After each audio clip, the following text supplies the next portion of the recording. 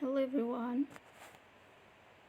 I am Baitun Solikha from University, Jakarta. In this video, I will explain a little about the semantics of tense and aspect. Before getting to know more about tense and aspect, we first know what is meant by semantics.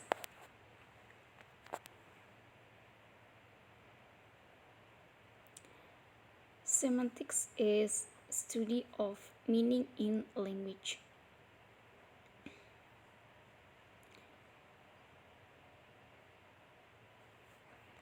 We know that language is used to express meaning which can be understood by others. But meaning exists in our minds, and we can express what is in our minds through the spoken and written forms of language, as well as through gestures, action, and etc.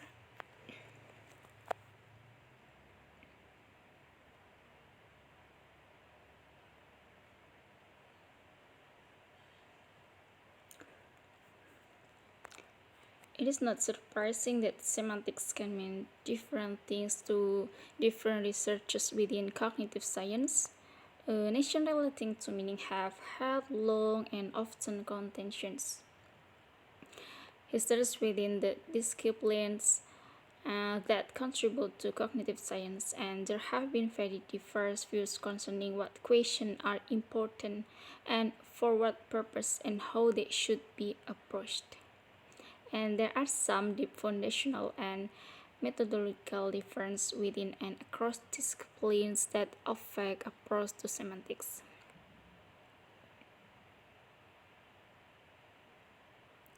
According to Charles W. Kettler, semantics is one part of grammar. Phonology, syntax, and morphology are other parts. Okay, next let's jump to the topic.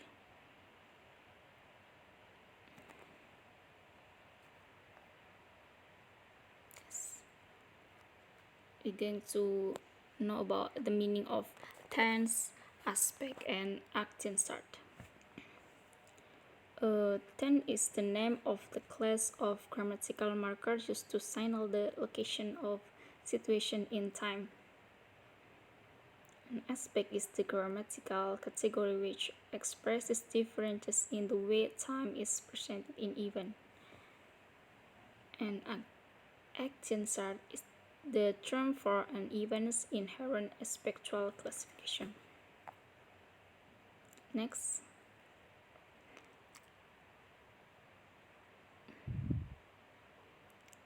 This is about action chart.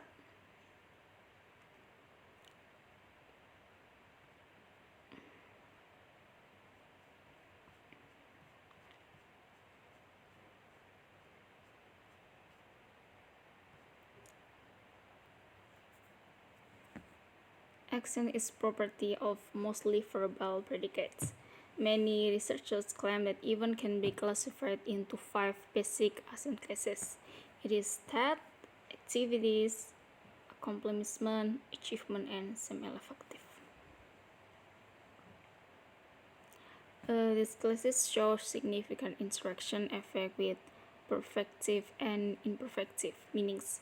The 5 action chart classes can be summarized along the dimension of whether they are static, whether they refer to changing state or to occurrences, intellectuality, whether they have an inherent endpoint, and punctuality is whether they are consisting of internal temporal parts. This is a difference between tense and aspect. Tense, there are really only 2 true tenses in English. It is past and present, and indicates when the time of evaluation occurs. This time future is technically not a tense because the verb is not marked. And last, the temporally went.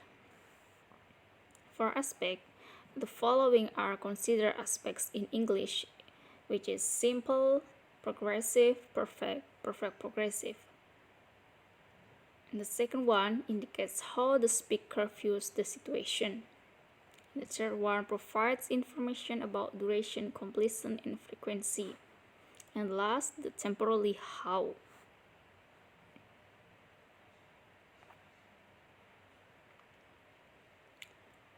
Tense. Tense really means reference to the time at which event take place or at which process or states hold.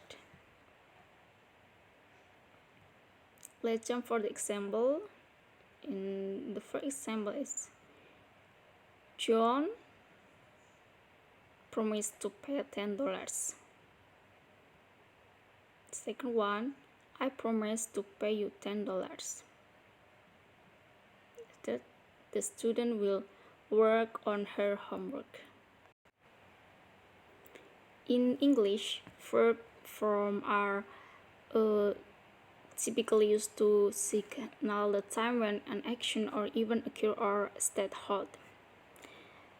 This example clearly distinguishes between past and non-past tense as in example 1, 2, and 3. Thus in the first example, John promise was given before the present time. And in the second one, the promising is simultaneous with the present time. And the third example says that the student work on her homework will occur at sometimes after the present.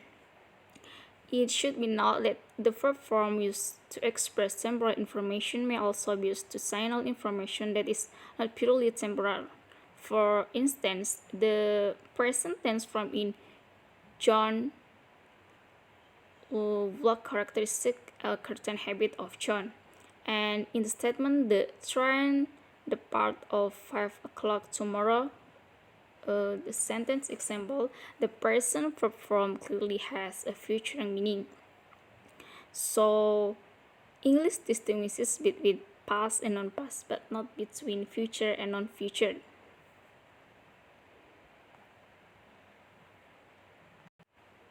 The next topic is simple form.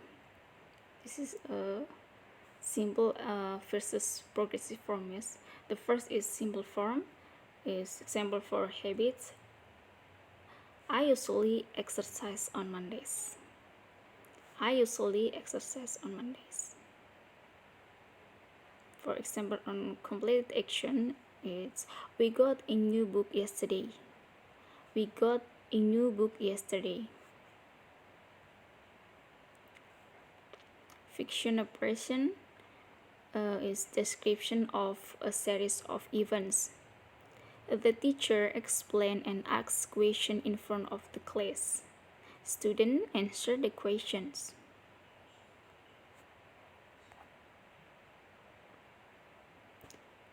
Progressive form for an action that is in progress. Example, is he still fixing his computer? Is he still fixing his computer? For temporary situation, example, the show is starting. The show is starting. For incomplete action, example, I was singing when my mom came in. I was singing when my mom came in. It's a signal words. Simple form normally used with adverbs that suggest habit and frequency. Always, sometimes, never, normally, often, rarely, seldom, usually. Progressive form used with adverbs of temporary duration. Usually words is used which is always, with irritation, at present, at the moment, currently, this week, and just. Just a use when referring to the present time.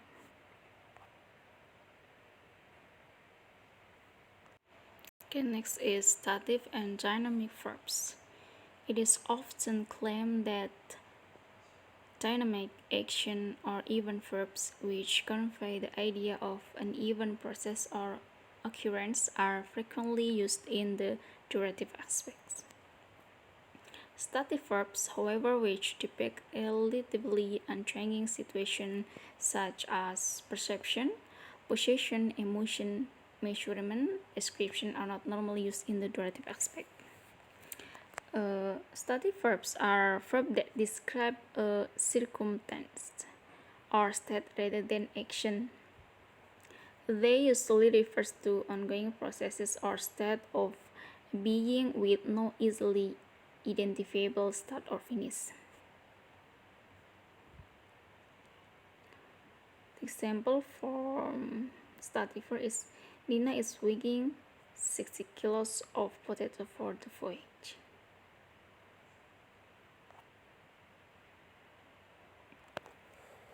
This is the stative verbs for following categories: static, state of being and having, be, play, belong, have, concern, cause, depend, resemble, contain, lack, own, possess, wake. 2 is intellectual states, which is assume, believe, doubt, expect, forget, hope, imagine, know, notice, realizes, remember, suppose, think, be of the opinion, understand, and wonder. Categories: emotional states, it's agree, consider, had, intent, like, love, need, pity, prefer, regret, trust, want, and wish.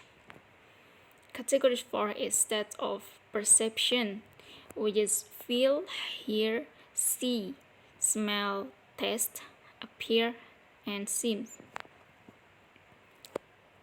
Category 5 is state of physical sensation, it is ache, heart, itch, and tickle. This is of stative verb used in the progressive. In Standard English, stative verbs do not usually occur in the progressive tense, but there are some that take exceptions to this principle. In this study, we'll take a look at the expansion in which some stative verb occur in the progressive tense. Example is Lisa's eating all the food at the party. She is being really rude and thoughtless.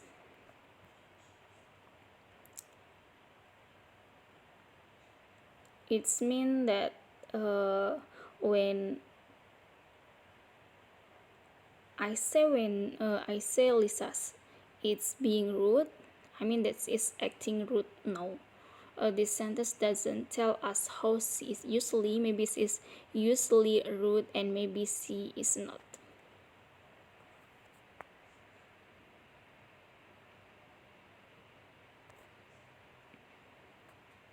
Okay, thank you everyone. That's all my explanation. I hope you get the learning about the explanation. Thank you.